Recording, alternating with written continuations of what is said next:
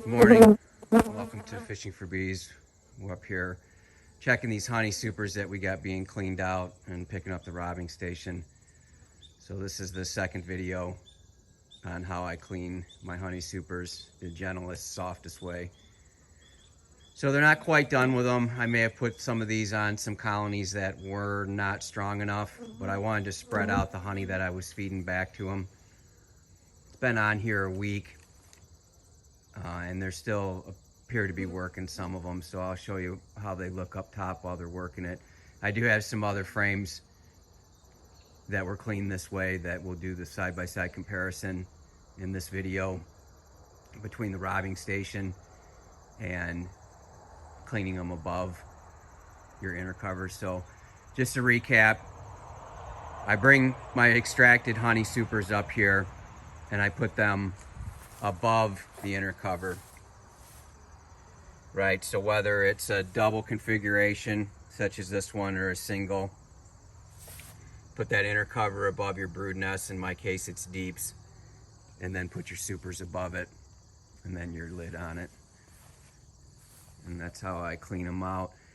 They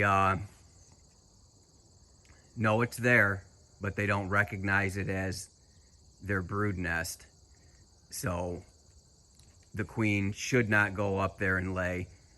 It's not as warm as the brood nest, and it's not as well maintained as the brood nest with nurse bees and everything. So they know it's there, but they simply recognize it as housekeeping, right? So this up here needs to be moved down there, and that's what they methodically do, very gently. And it's not robbing, as you'll see from the robbing station, what happens there.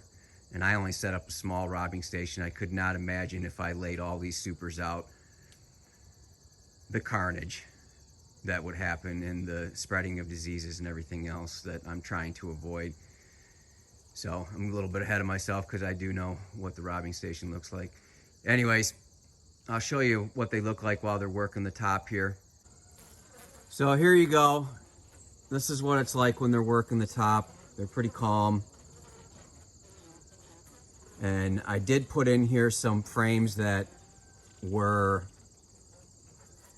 not extracted. So I had a super that got laid up with some brood, and rather than just starting the extractor and the whole process for what appeared to be like 7 frames of honey after the brood had merged and I left the super up here, I just put a frame in each one of these on top. So I put them in the center, which looks like where they're still primarily working, and they still got some work ahead of them. Again, you want to put these on your strongest colonies. The weaker ones will take time. I just had a yellow jacket go in there. I hope they scare it out. I should probably close this up. But anyways, we're gonna have to come back and take these supers off another day because they're just not as clean as I want them. Picking up the robbing station, it's got a lot of debris and some ants and some yellow jackets and stuff, so I don't want to take all that stuff with me.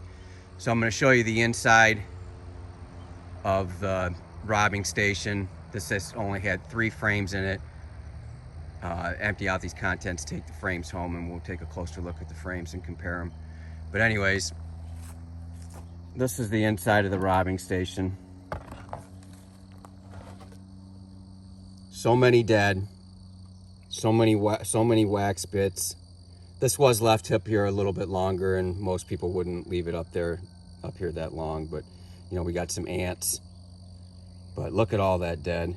The battle that took place inside here just to rob out these free frames looks like it was pretty intense. There's some yellow jackets around. So take note of this, how this looks in the bottom, and all that wax is just going to go to waste. So that's it for this part of the cleaning of the extracted frames. I appreciate you watching. I'll eventually be taking all of these off and putting them in winter storage again. Doing it this way, I have not used moth crystals or any type of chemicals. I put a mouse guard on the bottom and a mouse guard on the top of each stack, and usually put a lid on the top. I haven't had any problems with pests, mice, ants, wax moths, small hive beetle larvae, nothing.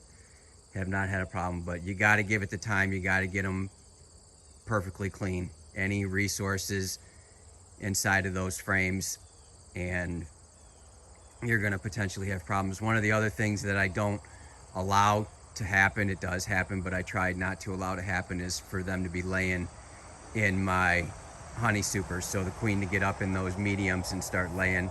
That leaves residual protein with pollen, and where the brood emerge and everything like that. That's where your wax moths and your small hive beetles are going to go. So if you just have pristine wax that only had honey in it, you're doing a lot better than having to store all those ones with that brood has emerged from. So that's one of the things to keep in mind. Try and keep the laying to a minimum inside your honey supers. It does happen. I don't use queen excluders too much, so she gets up there and she lays. But if you're constantly using them, then that's also what's going to attract the pests. A dry only honey frame with no resources has no value to any of those pests. Now the mice will still ruin them, you know that. Mice will ruin everything. But as far as the wax moths and the small hive beetles, there's no pollen, there's no benefit. Good afternoon. It's now Wednesday. We put these here Sunday. There seems to be way less activity, so I'm hoping they're cleaned out, and these are just bees just milling around, hoping to find something. So we'll get these cleaned out. These will be our examples of what frames look like when they're robbed versus gently cleaned above the colony, above the inner cover. So just wanted to let you know how this looks as I'm picking them up. So here you go. This is what's left over. You can tell that it wasn't pleasant, it wasn't gentle, and all this wax is, for the most part, just going to go to waste. You can see that they're still picking through it, trying to find any little bit of scraps of nectar or honey, but as I said, the robbing is not gentle. I understand that for commercial it needs to be done because it's just too time consuming the other way, but this is not pretty, and I'm sure it was pretty hectic here for a couple days, not to mention the dead. So here we are. We're going to do a comparison of the two different ways to clean your frames after extraction. One above the inner cover, above it a strong colony, and the other one just setting them out to be robbed. But first I want to go over why everything went so sideways. So a couple weeks ago I threw a couple honey supers on the single configuration in our holding yard, and I knew they were there. I'm not gonna say I forgot they were there, but I thought I had time. Well, they cleaned them, and I left them on there too long, and then they started backfilling them. So that was a big mess, and I didn't discover that until after I was up at the production yard. I came back to the holding yard, discovered that, then had to went back up to the production yard because I panicked, and I thought that was going to happen with my colonies up there, and I didn't want my honey frames to then have nectar in them. So anyways, that wasn't the case at the holding yard.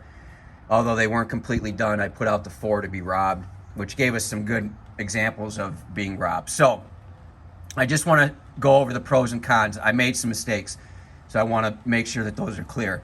Do not put these above a single, because the queen is looking for more room to the top, unlike in a double. She's got plenty of room, double configuration, so 2 deeps. Don't put them over a single deep. She may go through that inner cover and discover these and decide to lay them up.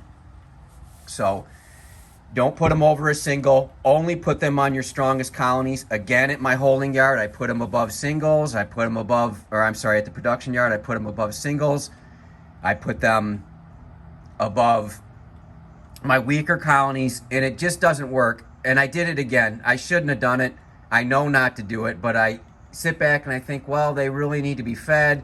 Probably be a good idea. It's not a good idea. This works in specific situations and not for everybody. As far as it's just takes time. It is a pain in the butt.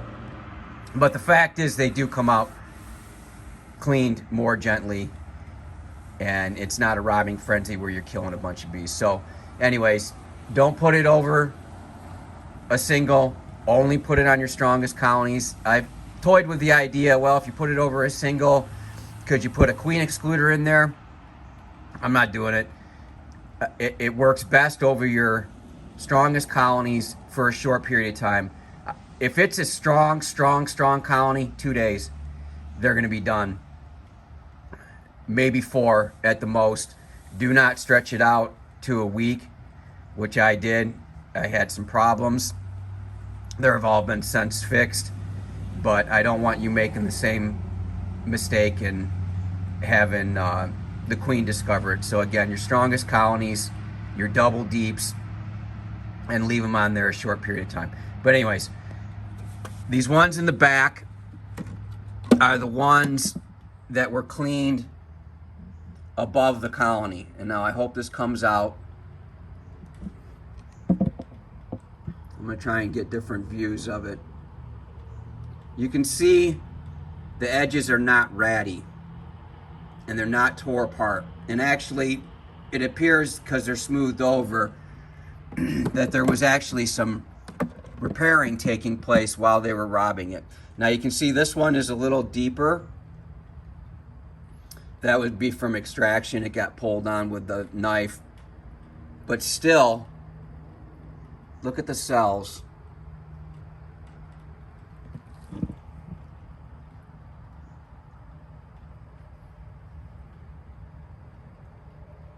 Very, very, very clean, smooth edges, not ratty.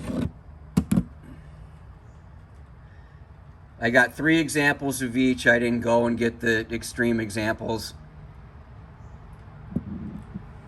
I just got ones that show the condition of the comb. And you'll see in my other videos in this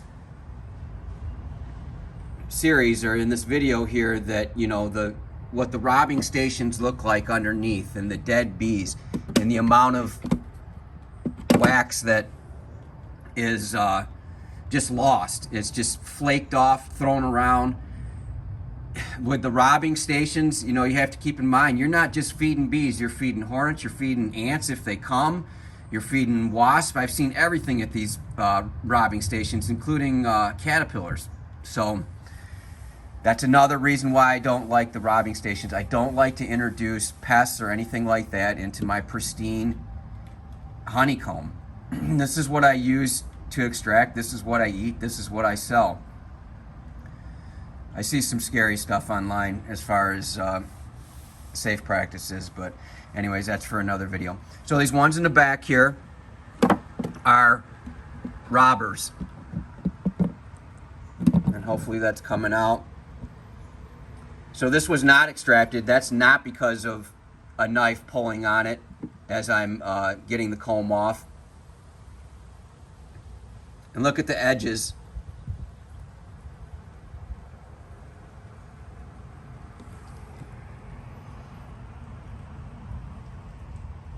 Look at over here. They took it almost down to the plastic. This is robbing. The 3 before were feeding above. Now again, I told you I didn't go and just grab a bunch of extreme ones. I grabbed a general, but look at that one. That was not like that. And then right here, look how ratty this is. And I will also tell you that the edges of the comb don't look as pretty. Look at the edges of the comb as far as the color. Now that'll all be cleaned up when you use it again, but look at this.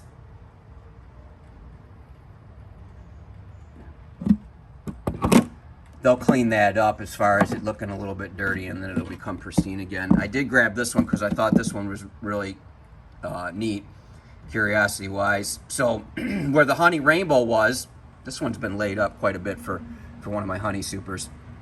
I might actually call this, but they cleaned the honey that was in the brood area, but for some reason the honey that was in the comb that hadn't been used to raise brood, they took it. They took the wax. So this is a good example over here.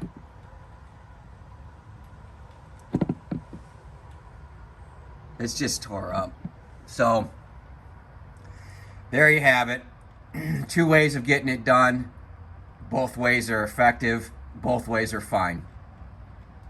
The way of putting it above your colonies is a lot more work. I understand that. And I'm telling you, now that I'm up to extracting almost 20 supers twice a year, stacking 20 supers above my stalling colonies, which may only be like 6, you know, you start doing the dividing of that. Those are high, those are tall. It's going to take more time, or I got to rotate them in and out. One of the other things I forgot, and I wish I would have said it at the beginning, do not put these on to have them cleaned above your colony, above the inner cover, if there is still a honey flow on. Here's where my problem lied. I've been extracting after goldenrod for years, and this year I extracted earlier and didn't really choose to harvest goldenrod. I wanted to have that for the bees to work on my weights. So I put these on when there was still a honey flow in both yards, but there was a strong honey flow still in the holding yard, and they started packing it up even though it was above the inner cover. So another point that I have to make perfectly clear, do not put these on when you still have a flow on. I did them after extraction because that's what I've always done. Turns out that was in one year, in one example, almost a month and a half earlier, and in another example, a month earlier than I normally did. These should be going on right now here in Michigan, now that we're hitting nights in the 50s and the flow is for sure off. I just put them on too early. So anyways, we'll cut away and we'll wrap up this video. Good afternoon. So hopefully I did a good job explaining what happened after we discovered the problem at the holding yard. This was my second trip up here. So just to recap, this isn't for everybody. Obviously, this isn't for commercial beekeepers. This is for hobbyists. And what I'm learning is as my operation grows, it's a lot more work than it used to be. These bees were horrible to get out of those supers. Butts hanging out, even with a blower, it's hard to get them out when their butts are hanging out of the cell. So anyways, the don'ts. Don't put them over a single. You need that double deep honey dome, so meaning that second deep on top honey dome to stop that queen from going up in there. And do not put them on when there's any type of a flow. I put them on too early. I normally put them on much later than this, but we extracted before goldenrod this year, and I wasn't thinking, and I put them on and there was a flow, so that's why we had some storing up in there. We have 4 supers here getting robbed out, so we took 9 supers full of 10 frames, so 90 frames out of here that were clean the way I want. The 36 frames, I just needed some more work. Another thing, don't think that they will tear down a full honey frame. I told you before I put some up there that I had scored. They just fixed the cells and restored it. They weren't going to move a full honey frame down, so that was kind of a bummer. That's mostly what we're ended up feeding back over there. So yeah, don't put them on when there's still a flow. Don't put them on your singles. Put them on your strongest colonies only. Again, I put them on singles and weaker colonies thinking I was doing good, feeding them honey back. It just doesn't work that way. It's for your strongest colonies only. Do not go over a week. I would say if it's a strong colony, check them in 3 days, because once they put it down below and those weights are good in your bottom ones, they're going to start looking up and possibly storing up there. So let me show you the robbing station. So here you go. Here's what's left of a bit of our headache. This is the robbing station. This is unfortunate. I don't like to have robbing, but I don't have a choice. I got to start feeding these bees if they're going to need it. And as I've said before, my honey supers are nowhere to be found when sugar syrup's in the yard. So you got to get this taken care of. This will be done in 2 days. maybe less, and I'll pick them up when there's less activity and we'll start feeding. So what a headache, a lot of running around. I guess I'm not going to just show you my successes, I'm going to show you my downfalls as well. So this was not as easy as it was in previous years. This is not for everybody. This was a lot of work, but if your bees are close by and they're in your yard and you're just a hobbyist with a couple colonies, I strongly recommend doing it this way. Not what you see here robbing, but the feeding above, like what I've gone over. I'm gonna guess once you get up to over 10 colonies, it starts to get a lot more difficult. We had 14 honey supers to clean this year, and we were able to get 10 clean the way we like and 4 not. So we'll see with expansion next year. I probably will do this in my smaller yards, but I won't do it in my primary yard again. That's where I'm at right now. I thank you for watching.